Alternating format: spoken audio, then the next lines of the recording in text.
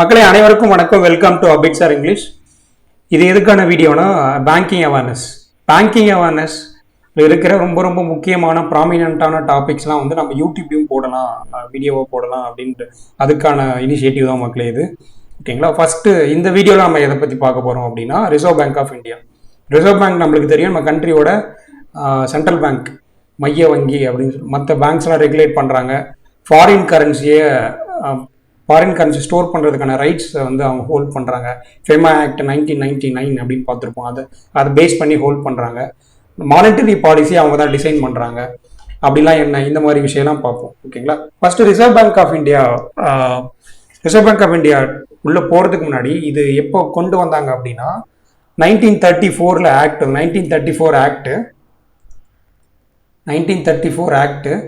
1935 April 1 வந்து establish பண்ணியிருப்பாங்க.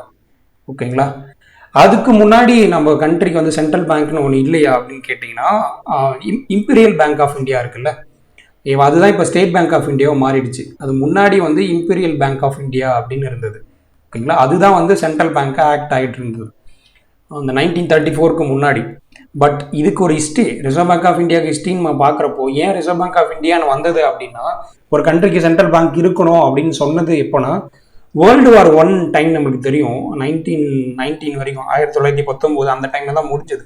அந்த டைம்ல பார்த்தோன்னா நிறைய கண்ட்ரியில் இருக்கிற பேங்க்ஸ்லாம் வந்து திவாலாக ஆரம்பிச்சாங்க. ஓகேங்களா? அவங்க இப்போ ப்ராப்பரான கேபிட்டல் இல்லை, தென் வந்து ரூல்ஸ் அண்ட் ரெகுலேஷன் அவ்வளோ. இப்போ நம்ம நிறைய ரிசர்வ்ஸ்லாம் பார்க்குறோம், பேசல் 1, பேசல் 2, பேசல் 3 எவ்வளோ படிக்கிறோம்.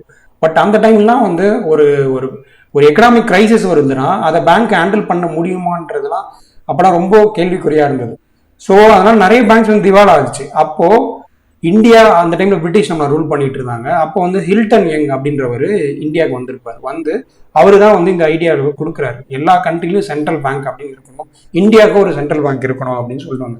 அதுக்கப்புறம் தான் வந்து ஆர்பிஐ ஆக்ட் ஃபார்ம் பண்ணி, ஆர்பிஐ ஃபர்ஸ்ட் எஸ்டாப்ளிஷ் பண்ணது வந்து ஏப்ரல் 1, 1935. ஓகேங்களா? ஆக்ட் பார்த்தீங்கன்னா ஆர்பிஐ ஆக்ட் 1934. இனிஷியலாக ஆர்பிஐ வந்து கல்கட்டாவில் தான் இருந்தது. ஓகேங்களா?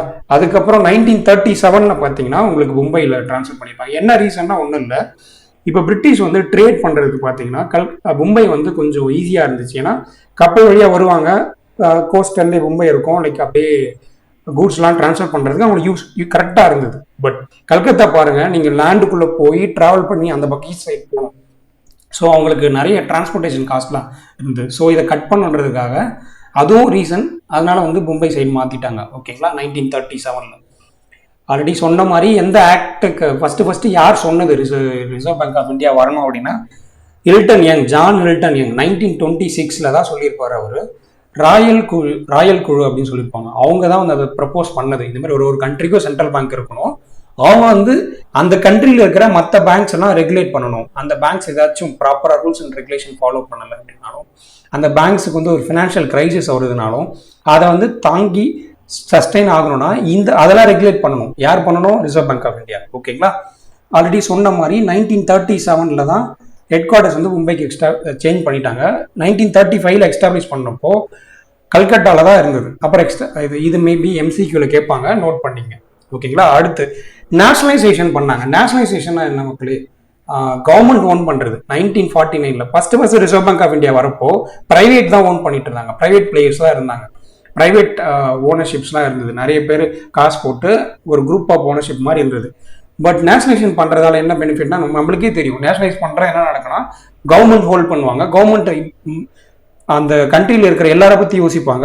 ஒரு கண்ட்ரியில் இருக்கிற பர்டிகுலர் எக்கனாமி, இப்போ நீங்கள் பிரைவேட் பேங்க்கும் பார்க்குறோம், மோஸ்ட்லி அவங்க வந்து ப்ராஃபிட் ஓன் பண்ணி போகிறாங்க. கவர்மெண்ட் பேங்க்குமே ப்ராஃபிட் ஓன் பண்ணி தான் போகிறாங்க. பட் இருந்தாலுமே பார்த்தோன்னா இந்த சோஷியல் வெல்ஃபேர் ஸ்கீம்லாம் பார்த்தீங்கன்னா நிறைய வந்து கவர்மெண்ட் பேங்க் தான் வந்து நிறைய இம்ப்ளிமெண்ட் பண்ணுவாங்க, நம்ம பார்த்துருப்போம். அதே மாதிரி ஒரு பேங்க்கையும் வந்து நேஷனலைஸ் பண்ணுறதால இந்த மாதிரி ரிஃபார்ம்ஸ்லாம் வந்து எக்கனாமியில் நடக்கும். ஓகேங்களா? எக்கனாமியில் இருக்கிற எல்லாரை பற்றி யோசிப்பாங்க கவர்மெண்ட் கிட்ட வரப்போ. ஓகேங்களா? அதனால நேஷனலைஸ் பண்ணாங்க. எப்போனா 1949 ஜனவரி 1 வந்து நேஷனலைஸ் பண்ணியிருப்பாங்க. ஓகேங்களா? அதுக்கப்புறம் நம்மளோட பேங்கிங் இண்டஸ்ட்ரியை ரெகுலேட் பண்ணுறது இவங்க தான். ஷேர் மார்க்கெட் ரெகுலேட் பண்ணுறது நான் செபி, அதை நம்ம அடுத்து பார்ப்போம். ஓகேங்களா?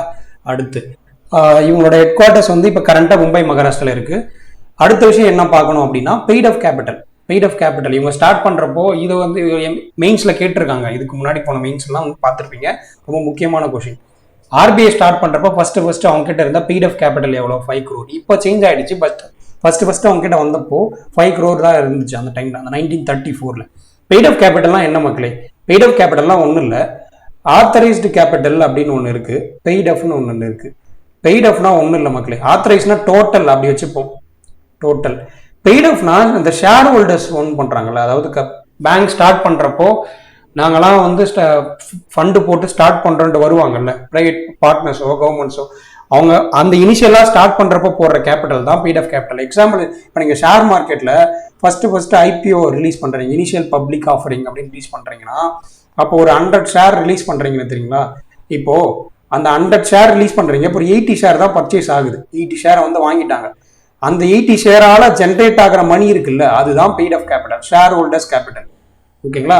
ஆத்தரைஸ்டு கேபிட்டல் இந்த கம்பெனி மொத்தமா எவ்வளவு ஷேர் ரிலீஸ் பண்ணிருக்கு, இந்த கம்பெனியோட டோட்டல் கேபிட்டல், மொத்த விதமா வர கேபிட்டல். அந்த மாதிரி 100 ஷேர் ரிலீஸ் பண்ணிருப்பாங்க, 80 தான் சப்ஸ்கிரைப் ஆகிருக்கு, 80 தான் வாங்கியிருக்காங்க, அந்த 80 தான் பெய்ட் ஆஃப் கேபிட்டல். ஓகேவா? ஆத்தரைஸ்டு கேபிட்டல் அந்த கம்பெனி, அந்த பர்டிகுலர் கம்பெனி ஆர்கனைசேஷன் ரிலீஸ் பண்ண டோட்டல் கேபிட்டல். ஓகேவா? இதுல நம்ம பாக்குறது paid of capital. Paid of capital எவ்வளவு இருந்திருக்கு? 5 crore இருந்திருக்கு. ஓகேவா? அடுத்து இவங்களோட எத்தனை லொகேஷன்ஸ்ல இருக்காங்க அப்படின்னா, இவங்களோட லொகேஷன்ஸ் இந்தியா ஃபுல்லா 31 டிஃப்ரெண்ட் லொகேஷன்ல இருக்காங்க. அதுல 19 வந்து ரீஜனல் ஆஃபீஸ். இதெல்லாம் முக்கியமான எம்சிக்யூ கொஸ்டின்ஸ். ஜோனல் ஆஃபீஸ் உங்களுக்கு மறக்காது, ஏன்னா சென்னையில் ஒரு ஜோன் இருக்கு, 4 ஜோன், ஒவ்வொரு ஜோன்லயும் ஒரு ஜோனல் ஆஃபீஸ் இருக்கு, அது உங்களுக்கு ஈஸியாக ஞாபகம் வந்துடும். பட் ரீஜனல் ஆஃபீஸ் நல்லா ஞாபகம் வச்சுங்க, 19 இருக்கு. டோட்டல் டிஃப்ரெண்ட் லொகேஷன் எவ்வளோ இருக்குன்னா 31 டிஃப்ரெண்ட் லொகேஷன் ஆர்பிஐ இருக்கு. ஓகேவா? அடுத்து போர்ட் ஆஃப் டைரக்டர்ஸ்குள்ள போனா மொத்தமா 21 மெம்பர்ஸ் இருக்காங்க. அதுல அஃபிஷியல் டைரக்டர் 5 பேர் இருக்காங்க. அஃபிஷியல் டைரக்டர்னா யாரு? கவர்னர், டெப்டி கவர்னர், இவங்கலாம். நான் அஃபிஷியல் டைரக்டர் வந்து 16 மெம்பர்ஸ் இருக்காங்க நமக்கு, 16 மெம்பர்ஸ்.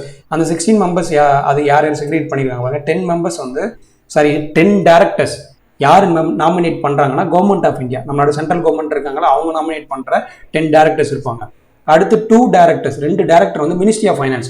மினிஸ்ட்ரி ஆஃப் ஃபைனான்ஸ் யார் மக்களே? நிர்மலா சீதாராமன் கரண்டா இருக்காங்க மேம். அவங்க சொல்றாங்க, அவங்க நாமினேட் பண்றது 2 டைரக்டர்.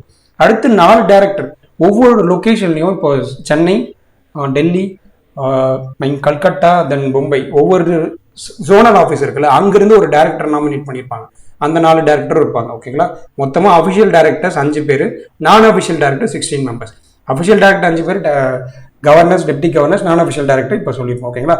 அஃபிஷியல் டைரக்டரோட டென்யூர்லாம் பார்ப்போம். சஞ்சய் மல்ஹோத்ரா இப்போ இருக்கிறவர் 26 கவர்னர், நமக்கு தெரியும், 26 கவர்னர். ஓகேங்களா? ராஜஸ்தான் கேடரை சேர்ந்தவர், ஐஏஎஸ் ஆஃபீஸர். அவர் 1990 ஐஏஎஸ் ஆஃபீஸர்.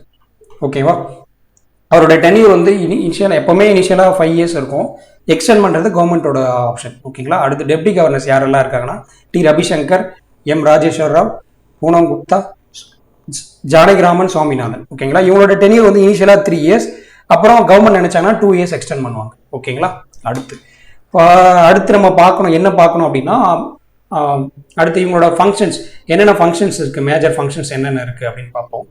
ஃபர்ஸ்ட், இவங்க ரிசர்வ் பேங்க் ஆஃப் இந்தியான்றப்போ ஒரு கண்ட்ரியோட மைய வங்கி. இவங்க ஃபர்ஸ்ட் விஷயம் என்ன பண்றாங்கன்னா, அந்த கண்ட்ரியில இருக்கிற, இப்ப நம்ம கண்ட்ரியில இந்திய ரூபாய் இருக்கு, அதோட வேல்யூவை குறையாம பார்த்துக்கணும். அது என்ன வேல்யூ குறையாம பார்த்துக்கிறது அப்படின்னா, இப்போ எக்ஸாம்பிள் சொன்னாச்சு மக்களே, ஒரு 10 years முன்னாடி ஒரு டீ வாங்குறீங்கன்னா அதுக்கு இருந்த ப்ரைஸும் இப்போ ஒரு டீ வாங்குறீங்கன்னா அதுக்கு இருந்த ப்ரைஸ் வந்து டைம் ஆக ஆக பார்த்தீங்கன்னா, நம்ம எக்ஸ்ட்ரா, இப்போ நீங்க 5 rupeesக்கு ஒரு டீ வாங்கியிருப்பீங்க, ஆனா இப்போ 15-20 வந்துருச்சு. ஆனா நீங்க யோசிக்கலாம், ஜென்ரலா இயர்ஸ் போக போக போக அதோட இன்ஃப்ளேஷன் நடக்க தானே செய்யும் அப்படின்னு. அது ஓகே தான், பட் ஆனா அது ஒரு மார்ஜின்ல இருக்கணும், ரொம்ப அதிகமா போகக்கூடாது இல்ல. அப்போ நீங்க 5 ரூபாய் கொடுத்து வாங்கின ஒரு கமாடிட்டியை இப்போ 20 ரூபாய் கொடுத்து தான் வாங்க முடியுதுன்றப்போ, இங்க அதே கமாடிட்டி தான், பட் அந்த அப்ப ரூபாயோட வேல்யூ குறைஞ்சிருச்சு. அதனாலதான் பாத்தீங்களா 20 ரூபாய் கொடுத்தா அந்த கமாடிட்டி வாங்க முடியுது. சேம் கமாடிட்டி 5 ரூபாய் கொடுத்தே வாங்கியிருந்தீங்க. அப்போ இந்த இடத்துல என்ன நடக்கு, அந்த ரூபாயோட வேல்யூ வந்து குறைஞ்சிருச்சு. ஓகேங்களா? ரூபாயோட மதிப்பு குறைஞ்சு போச்சு.